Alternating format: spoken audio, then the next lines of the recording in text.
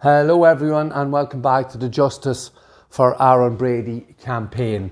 You may be aware that we are just doing a series of videos and we're looking back at Aaron's appeal, which took place between the 4th and the 11th of October just past. So this is video number 5 in that sequence, and we're just going to have a very brief look at the appeals points in relation to Daniel Cahill. So we've covered this numerous occasions and we've gone into it in great detail in several videos. But just to go over it again and sort of a little bit more precise in what was happening during the course of the appeal. So what we have to look at first, I suppose, is if we bring up what was before the authorities when they arrested Daniel Cahill on the 24th of July 2019, and what their knowledge was, what they found, and what the state of play was at that time. And the state of play at that time is Aaron's appeal points. And we'll show you that very quickly and very briefly now. So when the authorities arrived at Daniel Cahill's apartment, now we must remember this was supposed to be Pat Murray, Brendan Graham, all the mainstream media brought it to the attention that these people came forward. Daniel Cahill told us that he was hiding in an attic for 6 hours. Does that correlate with coming forward in any way, shape or form? Not, but we have serious issues with the 6 hours he was in the attic. Notwithstanding that. So the coming forward bit is lies and complete falsehood. So Graham, Murray, Phillips are telling lies there from the very start again of this particular point in Aaron's appeal. So this is the situation, and just Googled here, what happens if an illegal immigrant is caught by the US authorities? In such cases, ICE will file what's called a detainer. This means that ICE cannot get to the person immediately, but is asking the police or jail to hold them for an additional amount of time so that the ICE can later schedule an interview to determine whether or not to place the person in removal, deportation. So that's the very basics of it. That's the very base and starting point. Okay, that's what would happen any illegal immigrant or any person suspected of being an illegal immigrant. That is the starting point. So that statement there in relation to Daniel Cahill, you can just draw a line straight through it. Never happened. That was all completely eradicated, stopped at source. None of that happened. Now let's see what else our intrepid detectives and police forces knew. Well, Daniel Cahill was caught with marijuana and steroids in his apartment. So now we have an illegal immigrant caught with steroids, caught with marijuana. So that's the situation on the 25th of July 2019. Then we come to a situation where the authorities would have known very clearly that Daniel Cahill was involved in this here. And this is an attack on a number of people with machetes and knives. And the attack was carried out by Daniel Cahill and his friends, some of his friends, Ado Kieran and Davy Cushion. And you can see we have the text messages, and these text messages were created by those who were attacked the morning after the attack took place. So evidence, you can see the picture there where there's a gash on someone's head. If it's going to the court or whatever, we need people to stand up and be counted though. And you can see here now the text on the left hand side. I've just removed some of the full names. So I think he is B. Can push charges as Dano could have killed him, stone dead. GB, seen Dano just missing B. His uncle is a detective in the Bronx also. I want restraining orders, everything put on the bastards.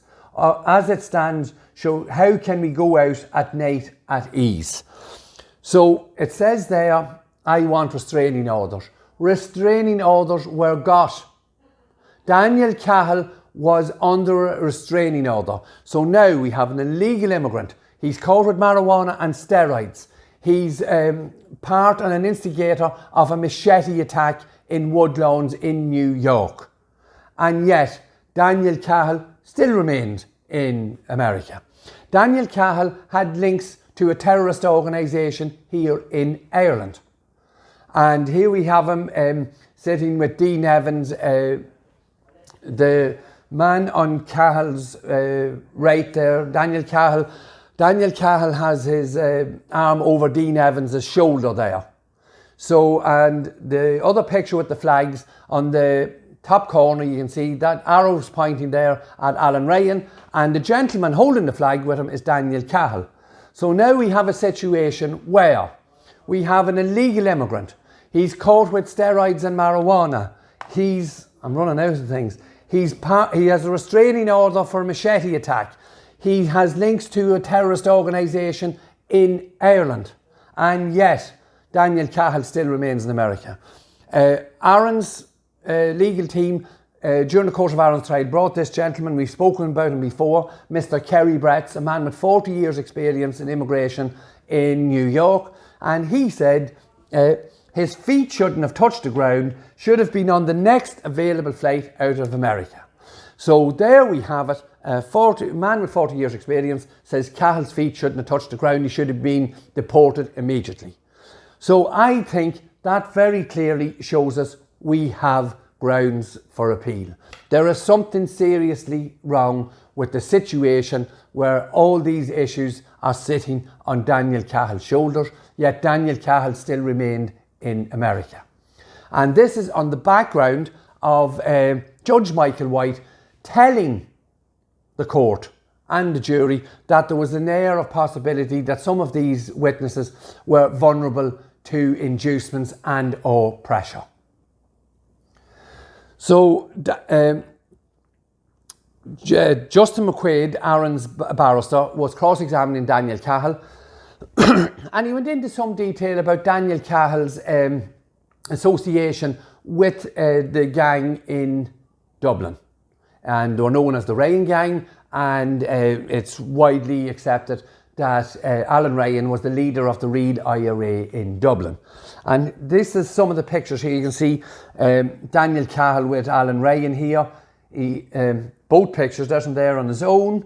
And this picture here, there's a number of people in the picture. That's Alan Ryan and Daniel Cahill. We've shown you this picture here before. Daniel Cahill is in the middle. Dean Evans has the white t-shirt on and Alan Avery has the grey top. Now the reason why this picture is very relevant, you can see here, the picture was taken 10 days after Detective Garda Adrian Donahue was murdered. And it's 20 days before Evans, the man in the white t-shirt, murdered Peter Butterley in a car park in County Meath. Now this is relevant insofar as Daniel Cahill said he knew nothing about, he was unaware of Detective Garda Adrian Donahue's murder. Now I suggest very, very strongly, if you're socialising in these circles, the murder of a guard is very high on the topics, on the agenda for discussion. I don't care what anyone says, I think that's more than reasonable to infer and assume that. And of course, we have Daniel Cahill here. We've shown you this picture before, but this is Daniel Cahill at a 32 County Sovereignty Committee gathering, holding the flag with Alan Ryan, leader of the Reid IRA. And I've just put some numbers there. Number one is Daniel Cahill. Number two, just below that, is Alan Ryan. And number three is Dean Evans. Now these pictures were brought into court and shown to Daniel Cahill, and he said he didn't know what the walk was for. He thought it was for charity. Now I don't care how stupid Daniel Cahill is, he's not that stupid. It's written on the flag's 32 County Sovereignty Committee. He's obviously very close to these men. He knows what they're involved in, as we'll show you later on by his own self-admission. And he came and told a tissue of lies to the jury and to the court. And indeed, he was lauded by the likes of these people here, Robin Schiller, who put him down as the star witness and done a wonderful hero piece on Daniel Cahill on Twitter. Now, we haven't heard about Mr. Schiller a lot since in relation to Daniel Cahill, when we've highlighted all these issues with Daniel Cahill, and plus his more recent admissions on Daniel Cahill's podcast in America, Naked and Famous, where he has told us something that we had already known. He told us about how he was assaulted and attacked in Dublin. But the whole premise of Justin McQuaid, Aaron's barrister, questioning Daniel Cahill about this involvement with the Real IRA, we were aware at that time, but Justin McQuaid couldn't actually say that we knew Daniel Cahill had been attacked and assaulted and stabbed multiple times before he left Dublin. So therefore, when Daniel Cahill was standing on the street in New York, handcuffed, he was looking at coming home, back home to Dublin, to the people who had stabbed him. And I think it's widely accepted that those people that go around stabbing their victims like that, for whatever reason, don't forget. And those deaths are never shelved and put away. They're sitting there. So that was the reasoning for the questioning by Mr. McQuaid. And then during the course of his cross-examination, Daniel Cahill said this: "No, I wasn't friendly with the Ryans. I was friendly when I was a child." Lies. Now, Daniel Cahill in those two pictures there, and there's multiple pictures, was not a child. Daniel Cahill's not 12, standing or sitting in either of those two pictures. So his testimony is a tissue of lies. And that is why Justin McQuaid was probing to set up a situation where Daniel Cahill had no other choice, only tell lies and falsify statements against our son Aaron, to save himself, to save his life in America, and to actually save his life, possibly save his life, if he was landed back in Dublin. Because you can be 100% sure if he didn't cooperate, on Garda Síochána were not going to protect him back in Coolock and surrounding areas. So that is the choice Daniel Cahill was faced with, and that is what Justin McQuaid was probing at. And I think more than entitled to a probe into that. So the prosecution, what was their response, the DPP in the state, what was their response to our appeal points that Daniel Cahill should have been probed and all these things were sitting there and he was not a sound witness? And if we go to a more recent trial with Jonathan Dowdall and Mr. Hutch, you can see here Judge Burns actually said, "The court is of a view Jonathan Dowdall obtained a significant benefit by providing a statement to An Garda Síochána." Now, I've put Dowdall and Cahill together because I believe these two men fit very nicely. There was significant benefit to give false statements for both of these men. And Justin McQuaid had to restrain himself from moving forward into talking to Daniel Cahill about the stabbing, because at that time, although we knew about it, we were not 100% sure. We had no concrete evidence as such, other than being told from people whom we spoke to during the course of our investigations. But then, as I told you in the podcast, here it is: Garda killer witness escapes the clutches of the Real IRA. So this is the headlines. I think it's, what do you call him? Patrick O'Connell, a journalist, another gentleman in association with Robin Schiller, have tried their level best to sanitise this layer that is Daniel Cahill. Cahill made a massive mistake on the podcast, and this is what he said on the podcast. I'm just going to cut out one of the paragraphs. "I'm not myself committing crime, but I'm definitely around at a ridiculous amount to high stakes." So he's not 12-year-old here at this stage, when he told us he was only with the Ryans when he was 12. So that's a complete load of lies he told during his testimony. And the one to the point where none of these people are alive anymore, and the ones who are, they're in jail. So that's the circles Daniel Cahill was dealing with. So obviously he doesn't want to come home to that because his friends are dead. They've been killed. So I'm like living this life. I'm going to the hair salon every day and I'm hanging around these dudes who are definitely putting a skewed view on criminality. They didn't call it criminality because they didn't view themselves as criminals, but they had a very skewed view. So I presume that's bringing in some sort of a Republican ideals into what these people were doing in Dublin at that time.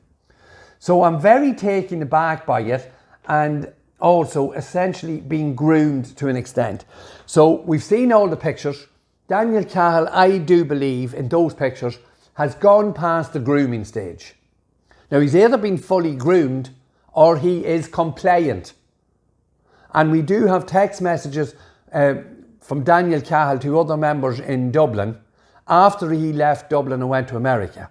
So we are saying Daniel Cahill was compliant with that group of men who styled themselves as the real IRA or the Ryan crew. So Daniel Cahill was compliant. This excuse of being groomed carries no weight, holds no water. At a certain point, the shit hits the fan with these guys. They get into a feud with a load of other people and I get stabbed. I get stabbed in the arm. I get stabbed in the leg. I get stabbed in the hand. I get stabbed in the side. So there we have it. Daniel Cahill is an innocent bystander and he gets stabbed 6 or 7 times. Not so sure. If you're stabbed 6 or 7 times in Dublin, you abscond to America, you're making a life for yourself in America. What would you do not to come back to face that man again who stabbed you 7 times? Is that man happy to just disappear into the night? I don't think so. And the prosecution defence, although I'd say it's impossible to defend the indefensible. Brendan Graham tried to do so, and the only defence they had was that Justin McQuaid was too robust in his questioning. And we see here Brendan Graham said, I had to jump up and down to protect Daniel Cahill because of Mr. McQuaid's questions. I had to jump up at least 10 times. Brendan Graham, you didn't jump up 10 times when there was a thug, as you described him, attacking Molly Staunton. You brushed it under the carpet. You wouldn't protect Molly Staunton when you were begged by Aaron Brady's barrister, Fiona Murphy, begged yourself, Brendan Graham, and Judge White to do something to protect Molly Staunton. You done nothing. The only thing you did do, Mr. Graham, was give out to the engineer because we could still hear the sound after Molly Staunton's attacker slammed the laptop closed. You give out to the engineer because us on this side of the Atlantic, the court in Ireland didn't have control of the sound. You wanted to hide what was happening to Molly Staunton. And here you are now in an appeal protesting that you had to stand up numerous times to save Daniel Cahill, a man who goes around attacking people with machetes, who has steroids and cannabis in his apartment. And you won't protect Molly Staunton.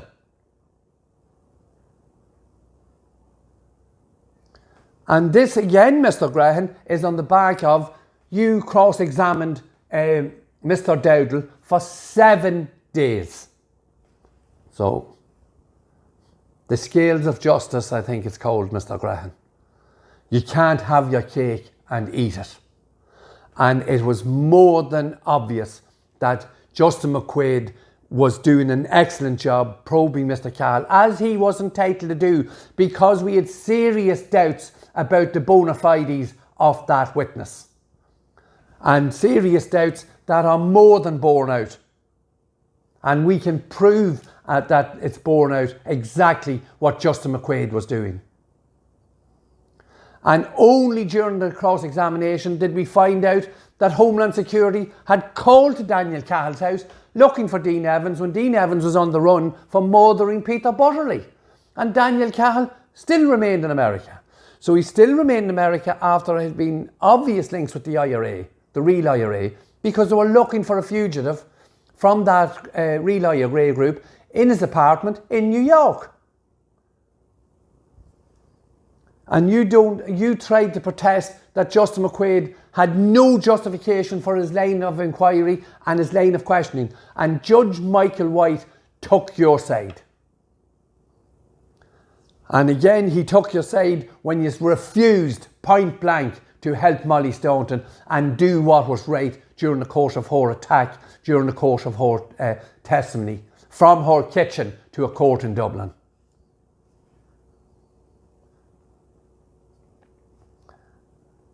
And then you tried to suggest, excuse me, you tried to suggest in some way, I've mentioned this before, that the Bradys had some way tried to intimidate Daniel Cahill because our daughter Sonia had sent Daniel Cahill a text message. I'll just quickly read out the text message. Hey Dano, Sonia Brady here. I am Aaron Brady's sister. Myself and my dad would really appreciate it if you could chat to us for 5 minutes over the phone. We understand the problem this situation has caused many people, but I promise from the bottom of my heart, all the Bradys want is the truth. If it suits, we would be available to speak to you at any time that suits you. Kind regards, Sonia. So very briefly, that text message was sent from us, the Bradys, to Daniel Cahill.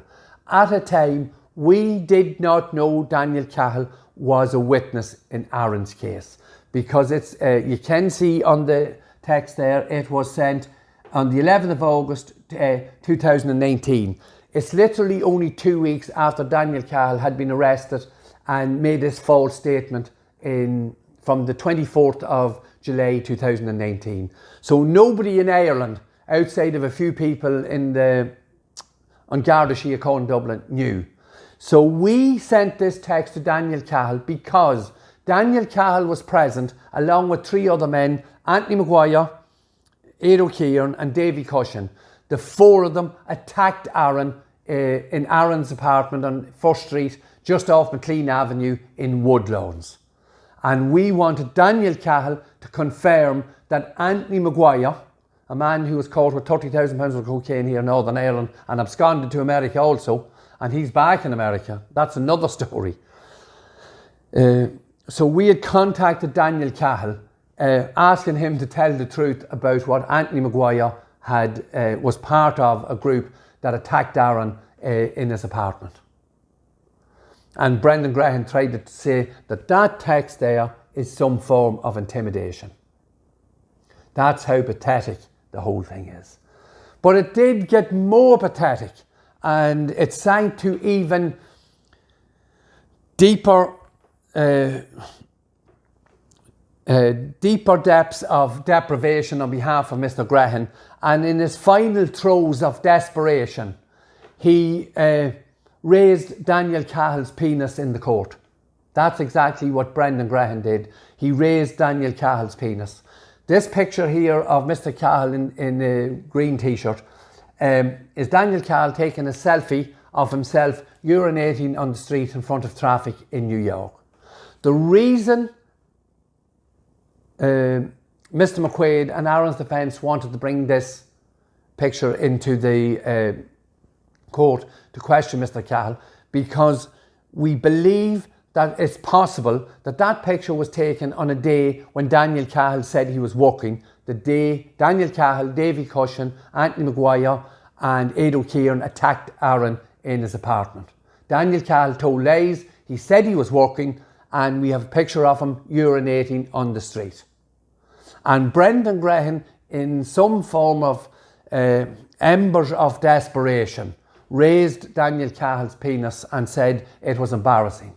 If it was embarrassing to Daniel Cahill, why was he taking selfies of himself urinating and posting them on his own page?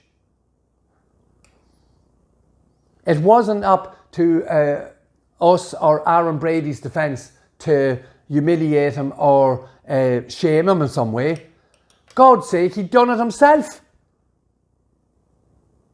And that is the depth of the defence against our appeal points in respect of Daniel Cahill. So that's where Brendan Grehan went to. We did cover some other points in relation to not being told about his immigration status, no official reports or proper paperwork in respect to the drugs. We've covered all that. Mr. Grehan couldn't even get up and defend that. He left that to his junior counsel, Mr. Kelly, who again done his very best to defend the indefensible. Completely indefensible what Daniel Cahill was allowed to do, to give a tissue of lies. And this man here, Schiller, told the world on Twitter that this was the star witness in Aaron Brady's case. Now, I've ran through the litany of knowledge the authorities had when they arrested Daniel Cahill on the 24th of July. Would any one of you, as any member of the public, would you accept to have Daniel Cahill as your accuser when you know everything he told was a lie? Would you accept him as an accuser when all that information was hidden?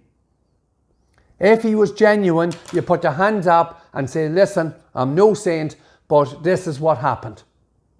You're a liar, Daniel Cahill. Mark Phillips knows you're a liar. Brendan Grehan knows you're a liar. And I would suggest Judge Michael White knew you were a liar.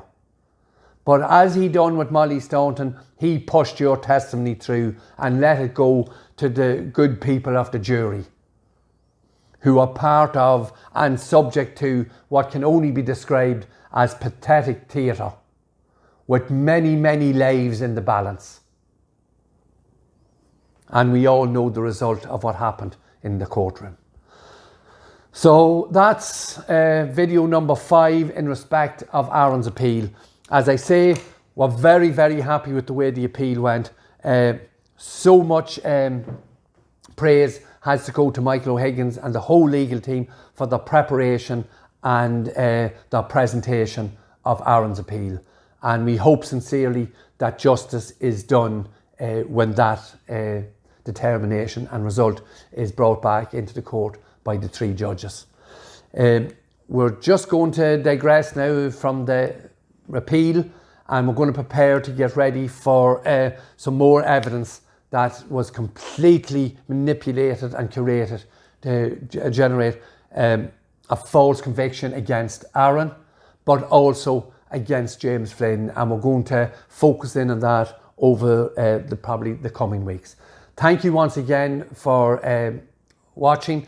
Please continue to like, comment and share. I think we're nearly at the 600 for the subscribers. Please, please, please subscribe on YouTube. We really want to fight against the algorithms. We're just going to do a quick live, I think, in respect of what's happening to all our social media sites. And we are asking you, the Irish public, to help us fight against that. Please, all we want is the whole story to get out there, not just a curated and manufactured piece. Thank you once again, and we'll see you all in the next video. Thank you.